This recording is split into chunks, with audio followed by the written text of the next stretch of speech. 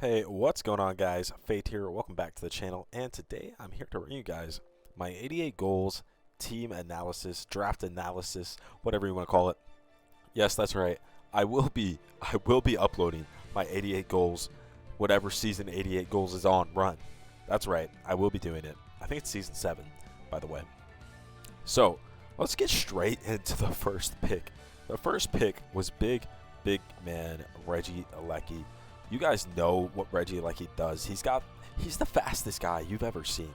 The fastest guy you've ever seen. And with that, he's just going to be a great addition to the team. Honestly, he's just going to be a great addition to the team with incredibly strong Thunderbolts, essentially coming off, 130 attack, kind of a little bit, thanks to its transistor ability, really forces in all the ground types. But, since, of course, Reggie Alecki is one of the Terra captains, we're going to be able to Terra Ice and blow him away. I'm sure all you guys can understand why Reggie Alecki is quite a good mod. And to be clear, just to give you guys some context here on the 88 Goals Season 7 draft, I picked 12th, right? So I had the last pick in the draft because this is a 12-person league.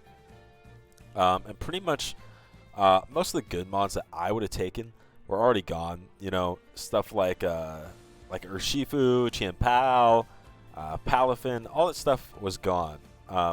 So really, by the time it got to me, it was going to be between, in terms of the cornerstone that I built my team around, it was going to be between Annihilate and Reggie Alecki, and I just felt that Reggie Alecki was a much better mod to build your team around completely. So that is what we're going for here with Reggie Alecki.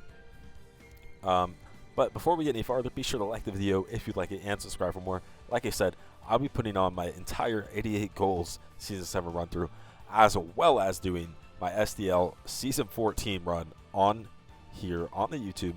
I can't guarantee that all the battles will be live comp for those, but I will at least do a post comp for them. I will also be doing power rankings for SDL, so make sure you come through. But yeah, so like I said, we had the last pick in the draft, so I had Alecki here, and I was like, you know what should I combo Alecki with? Alecki honestly doesn't really struggle with anything, right? Honestly, he really does not. He does not struggle with much. But what Alecki does is Alecki can do a decent job at baiting in grass types for our next pick, named Garchomp. Obviously, Garchomp is really only checked by either like powerful grass types, flying types, or fairy types, right? That's really generally what you're going to see. Obviously, there's abilities and stuff that can be thrown in there, but let's just talk in generalities. That's what you're going to see. But Alecki can do a good job of baiting those in because grass resists electric, but then we can Terra Blast. So it's going to do a good job at helping chipping those for Garchomp to have an even easier time. Additionally, Garchomp gets Stealth Rocks and Spikes, which will really help the guy named Reggie Alecki, because what that is going to do for us is just it's just going to make it easier for Alecki to get KOs and stuff that maybe it wouldn't, because it is only coming off base 100 attack, right? So it's not like it's coming off the biggest attack you've ever seen. So that's why I thought it was important to pick up Garchomp for the second pick. And then we're going to see a lot of the other let's not call them top tiers, but a lot of the other high tiers go. So stuff like Goldango, Meowscarada, King Gambit, all those type of mons are going to be gone by the time it gets back to me. However, one mon fell that I was really happy fell. And that mon is actually Baxcalibur, which I was super stoked fell because I've always kind of wanted to try a double dragon core in draft. And obviously I would never try this in something that is a little bit more competitive because I don't think this is necessarily optimal or anything. But I do think it'll be very fun to use. Both these dragon types that have obviously incredibly big attacks, right? Baxcalibur even towers over Garchomp's attack because it just sits at such a massively high attack. And honestly, it has borderline better bulk as well. So yeah, Baxcalibur is insane. You guys know how it is. But anyways, the whole point with Excalibur is Garchomp can beat most of Excalibur's checks, and as I previously mentioned, Garchomp can struggle with flying types and grass types, which Excalibur also beats. So they can really break down each other's checks for them. You know what I mean? And so I think that could be a really interesting thing to do. It also can lighten some pressure off of Garchomp to break every week. And it's going to allow me to use the Stealth Rock and Spike set a little bit more often. Or, it's going to let me be more free with what I want to do with my Garchomp, which is definitely the idea with him, for sure. Which I'm very excited about. And obviously, Excalibur is an insane breaker. It can be an insane win com with Dragon Dance, and obviously such a huge attack as Swords Dance. It's just one of the best breakers in the format. And I'm really excited to get to use it because I haven't used it in a league yet. So I'm really excited to get to use Excalibur. Now that I have 2 dragon types, though, I obviously understand that I'm very weak to dragon. So I wanted to pick up a good fairy type, which is why I immediately got Azumarill. Now, Azumarill is a mon that for a long time that I had hate on, which I'm sure you guys can understand looking at these stats, right? I mean, it's just pretty bad stats. If we're all being realistic, it's pretty bad stats, right? But to a certain point, sometimes stats don't matter when you got huge power. But yeah, so I just wanted a fairy type because it's gonna help us against dragon types that obviously, like let's say Polt or any faster dragons that can threaten these two, right? Like even Noivern. Like, it's going to be huge to have this fairy type that's actually viable and can come to the games. Additionally, it gives me another breaker, which is cool. But I really just think Azu is going to be a good mon because it also gives you really, really strong priority with Aqua Jet, which is going to be pretty huge in this more offensive format that is Scarlet and Violet. And really, that's all that I was looking at. But now I do see that I don't have a single ground resist yet, right? And that is, of course, Aleki's only weakness. So I did want to try to cover that up, even though, I mean, Aleki's not going to take moves or anything. But, we do pick up Decidueye, which I thought was pretty sick. Pretty sick mon. Also gives me Defog, which I did not have yet. Did not have removal yet, so getting access to Defog, really huge. Also has access to Knock, which my team did not have access to yet. So that's also really good. But yeah, mostly ground resist and defog is really what we're looking at with Decidueye. Honestly, not a lot more to say about it. I think it is my favorite starter all time too, though, so that's pretty cool. And it's got pretty good stats, all in all. Next up, I got Mesprit. It gives me a secondary Stealth Rocker if I don't want to use Stealth Rock on my guy, and you know who my guy is, of course, Garchomp. So it just gives me an opportunity to free up Garchomp a little bit.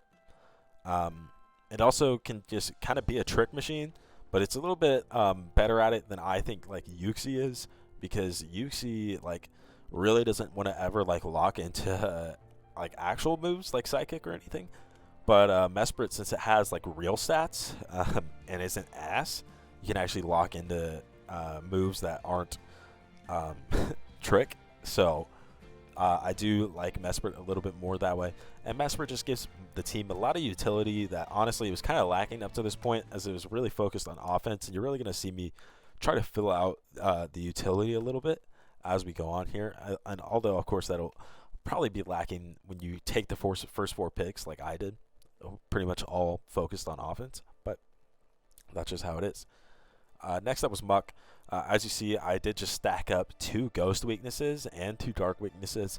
So I had to pick up a dark and a ghost resist, and Muck was the best one available. And Muck also gives me a grounded poison, which is cool, because I obviously only have the 1 defogger. So yeah, pretty clutch mon to pick up there. And also gives me even more item displacement. So these 3 can all displace items, Decidueye, Mesprit, and Muck, that is.